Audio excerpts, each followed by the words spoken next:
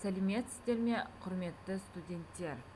Физикалық химиялық талдау жүргізу модулі бойынша аналитика химия пәнінің жаңа тақырыбын бастайық. Сабағымыздың тақырыбы 5-ші аналитикалық топ катиондарының сипаттамасы. Сабағымыздың мақсаты 5-ші топ катиондарының сапалық реакцияларын, олардың жүру механизмін игерту, химиялық ыдыстармен, реактивтермен жұмыс істеу біліктілігін жетілдіру. Енді балалар, осы 5-ші топ катиондарының ішінде ең маңыздылары феррум 2 валентті, феррум 3 валентті және марганец. Топтық реагенті аммоний сульфаты, натрий гидроксиді және калий гидроксиді. Топтық реагент дегеніміз не? Топтық реагент дегеніміз осы топтың барлық катиондарына оң әсер ететін реагент. Енді осы реакцияларды талқылайық. Реакция жүргенін біз қайдан білеміз, балалар? Яғни жүргізілген реакция бойынша тұнба түзіледі, ерітіндінің түсі өзгереді, газ бөлінеді. Яғни натрий және калий сілтілері феррум 2 валентті, феррум 3 валентті және марганец 2 валентті катиондарын гидроксид түрінде тұндырады. Реакция теңдеулері сіздерге көрсетіліп тұр. Яғни феррум сульфаты 2 валентті натрий гидроксидімен әрекеттесіп, феррум гидроксидін түзеді. Феррум гидроксиді алғашында ақ түсті тұнба түзіледі, оттегімен әрекеттескенде немесе ауамен жасыл түсті тұнбаға айналады. Мұнда ионды қысқартылған теңдеуі жазылып тұр. 3 валентті темірді қарастыратын болсақ, 3 валентті темір сульфаты натрий гидроксидімен әрекеттесіп, қызғылт қою тұнба түзіледі. Енді марганец катиондарына тән реакциялар.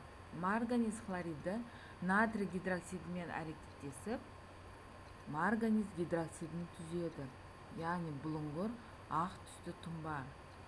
Ферроцианид калиймен әрекеттесіп, қоңыр түсті тұнба түзеді, балалар. Феррум 2 валентті катиондарына тән реакциялар. Феррум сульфаты натрий гидроксидімен әрекеттескен кезде феррум гидроксиді түзіледі. Феррум 2 валентті гидроксиді ауадағы оттегімен тотығады, яғни ақ түсті тұнба түзіліп, ашық жасыл түстен қою түске айналғанын байқауға болады.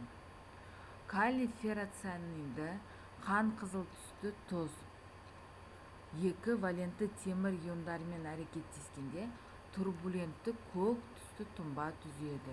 Суретте көрсетіліп тұр.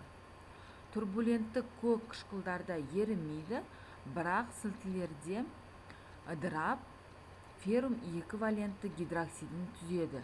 Реакция бейтарап және әлсіз қышқылды ортада жүреді. Феррум 3 валентті катиондарына тән реакция. Калий ферроцианиді қан қызыл түсті тұз 3 валентті темір иондарымен әрекеттескенде пруциялық қара көк түсті тұнба түзеді. Сілтілік ортада пруциялық көк ыдырайды. Аммоний радониді немесе калий иондары 3 валентті темір иондарымен әрекеттескенде қан қызыл тұнба түзеді. Мұнда қан қызыл ерітінді көрсетіліп тұр, біраздан соң ол астына тұнба ретінде шөгеді. Енді балалар, сабақты қорытындыласақ, бұл катиондардың агрохимиялық маңызы өте зор. Темір өсімдіктер, жануарлар және адам ағзасында болады. Ол негізінен оттекті тасымалдауға, организмде электронның орнын алмасуына көмектеседі. Темір әр түрлі оксидті, гидроксидті және шала күкіртті қосындылардың құрамына кіреді. Бұл элемент биологиялық жағынан өсімдіктердегі хлорофилдің түзілуіне қатысады. Егер өсімдіктерде темір жетіспесе, олардың жапырақтары сарғайып, хлороз ауруға шалдығады. Өсімдіктер өнімі мен оның сапасының және топырақтағы микроэлементтер мөлшерінің арасында тікелей байланыс бар. Топырақта микроэлементтердің жетіспеуінен өсімдіктердің өнімі де, сапасы да төмендеп, тіпті ауруға шалдығады.